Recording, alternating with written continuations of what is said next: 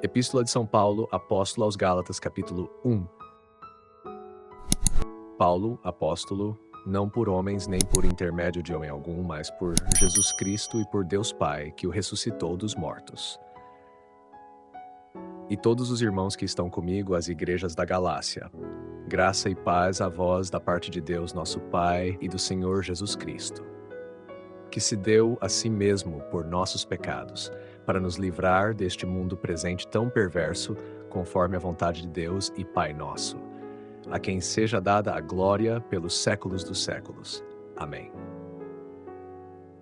Admiro-me de que tão rapidamente vos tenhais desviado daquele que vos chamou pela graça de Cristo para um outro evangelho, o qual não é outro, mas há alguns que vos perturbam e querem perverter o evangelho de Cristo.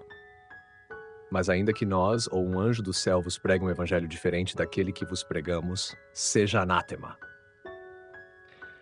Como já vos dissemos e agora repito, se alguém vos anunciar um evangelho diferente daquele que recebestes, seja anátema.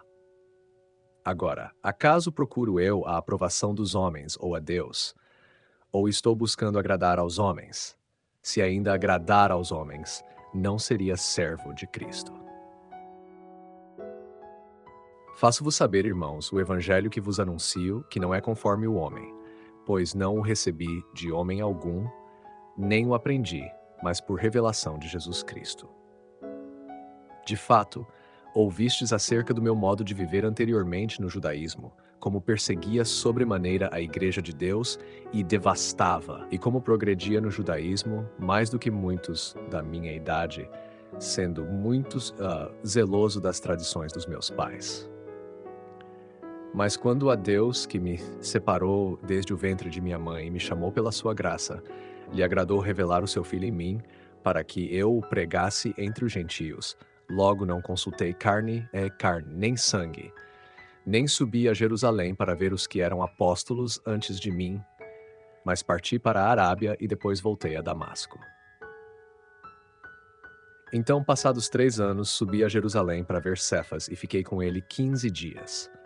Mas não vi nenhum outro dos apóstolos, a não ser Tiago, o irmão do Senhor. E o que vos escrevo, eis que diante de Deus não minto. Depois fui para as regiões da Síria e Cilícia. Mas era desconhecido pessoalmente pelas igrejas da Judéia que estão em Cristo. Só tinham ouvido dizer, aquele que nos perseguia outrora, agora prega a fé que antes queria destruir. E glorificavam a Deus a meu respeito.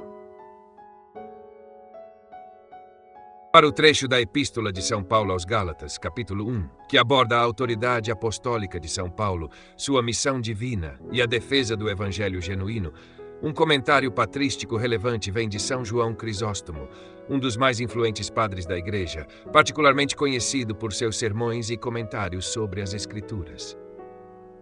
Comentário de São João Crisóstomo. Obra Homilias sobre a Epístola aos Gálatas. Trecho. Sobre Gálatas 1, 1-10. São João Crisóstomo, ao comentar sobre o início da Epístola aos Gálatas, destaca que a autoridade de São Paulo como apóstolo não vem de homens, mas diretamente de Jesus Cristo e Deus Pai, que o ressuscitou dos mortos.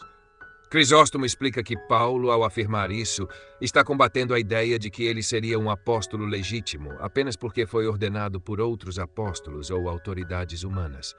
Em vez disso, ele aponta para sua chamada divina, que é superior a qualquer validação humana. Crisóstomo também sublinha que a missão de São Paulo não é sua, mas de Cristo, e que ele prega não um evangelho inventado por ele, mas a revelação direta de Cristo.